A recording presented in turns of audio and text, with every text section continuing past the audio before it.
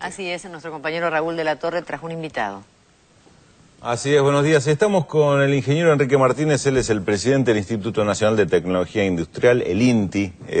Ya nos ha visitado Enrique en otras ocasiones por diversos motivos. Hoy queríamos charlar un poquito de este tema, de la extranjerización de tierras, y Enrique, quizás sería bueno caracterizar, en principio, cuál es el uso que le dan los extranjeros a esta tierra, en qué se diferencia según el uso que se le dé para analizar el tema. Efectivamente hay que entrarle por allí a la cuestión porque no es solamente un problema de la nacionalidad del dueño de la tierra. En rigor tenemos unos cuantos argentinos que también embroman a la gente, y no es solamente porque sean extranjeros. Hay una gran división que sería tierra dedicada al turismo y tierra dedicada a la producción o a la especulación inmobiliaria.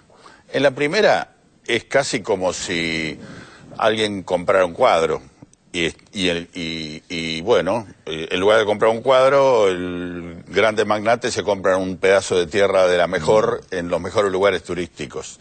El punto es cómo afecta a la comunidad. Me parece que ese es el punto en todos los casos, tanto en lo turístico como en lo productivo. Y la comunidad se ve afectada cuando suceden cosas como las que se acaban de describir. Si se bloquean los accesos al lago, si el lago se contamina por alguna razón, si se destruyen algunas reservas naturales.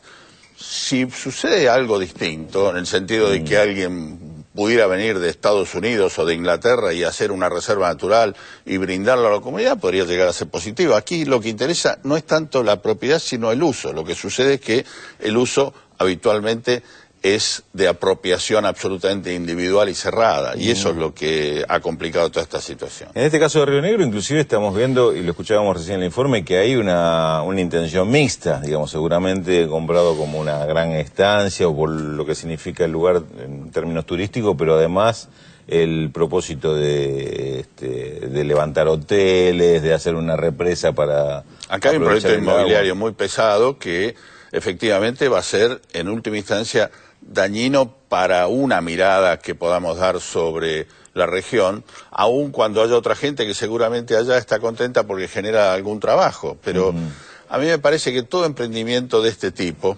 y no solo este mega emprendimiento, sino la gente que cierra una laguna en la provincia de Buenos Aires y hace un barrio privado para extranjeros, que también es habitual y que no sale tanto en los diarios, genera un beneficio individual y perjudica a la comunidad a largo plazo. Y eso se ve mucho más claramente en los emprendimientos productivos, donde hoy se promociona la venta en el exterior de tierras que luego se promueve la administración local, al punto tal que ya hay dos gobiernos provinciales que están discutiendo cartas de intención con grandes capitales, Río Negro con China y Chaco con Arabia, en términos muy complejos, pero cuando uno lo ve fino y saca las grandes conclusiones, en una pérdida de soberanía y en una entrega de lo que es la autonomía productiva a largo plazo que es muy preocupante. Ahora, en este tema es que no se aplica la legislación como se debe, o estamos retrasados en legislar sobre este tema del uso de la tierra y la protección. Tenemos una legislación pobre, muy pobre que hace que básicamente la propiedad esté por encima del interés social.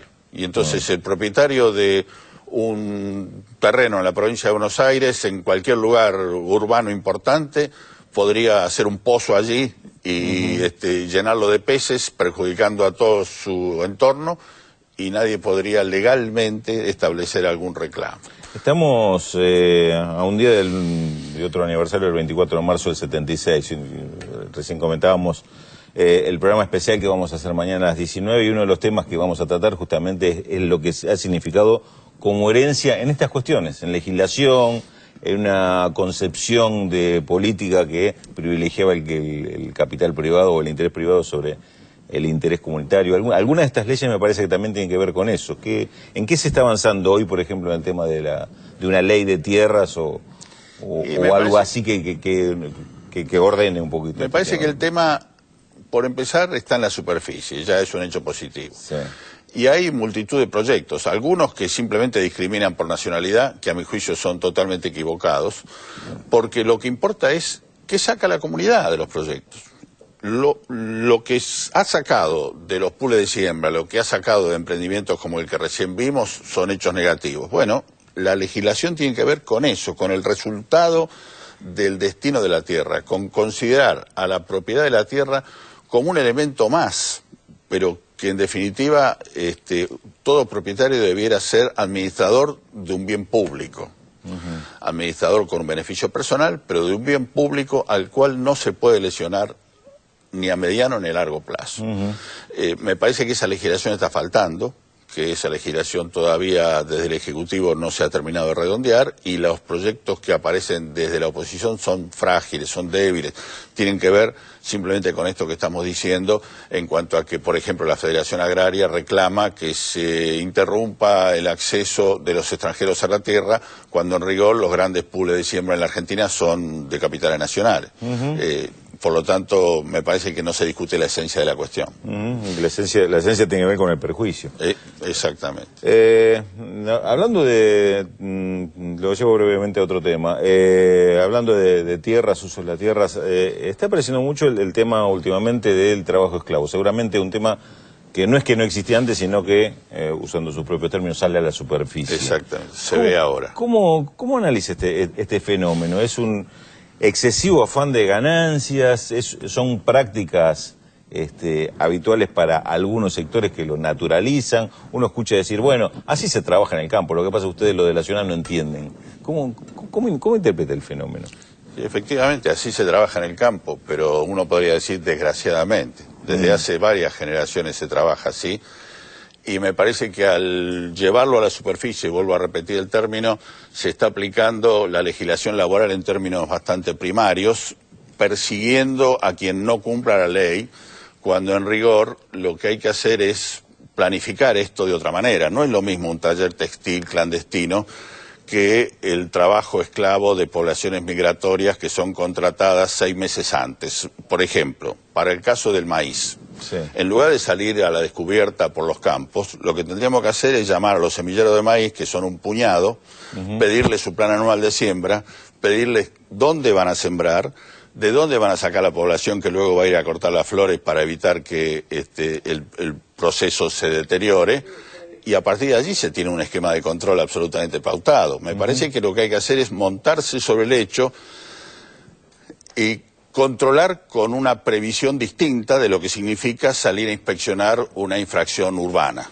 Pero además, una vez identificado el origen de las poblaciones migratorias, hay que hacer un trabajo de desarrollo local en esos lugares para que la gente no tenga que irse. Sí, y claro, con eso forzar a los semilleros a que tecnifiquen la tarea. No hay ninguna razón para reclamar que a alguien que hace un trabajo de 15 horas por día en condiciones humanas muy negativas, se lo compense con una ducha y con una comida caliente, a diferencia de lo que hoy hace, y suponer que con eso está todo bien, digamos. Ese trabajo tiene que ser tecnificado. Y hoy hasta contamos con la oposición de los propios migrantes, que creen que se van a quedar sin trabajo. Por lo tanto, hay que hacer un desarrollo en las localidades de los cuales esos migrantes emergen, que no son demasiadas. Son 30, 40 mil personas agrupadas en algunos lugares de Santiago del Estero, de Formosa, de Salta. Hay que trabajar en profundidad en esos lugares, cortar el abastecimiento de mano de obra barata y a la vez forzar a las empresas a tecnificarse. Y todo eso se puede controlar con una planificación que es distinta de la de un taller clandestino.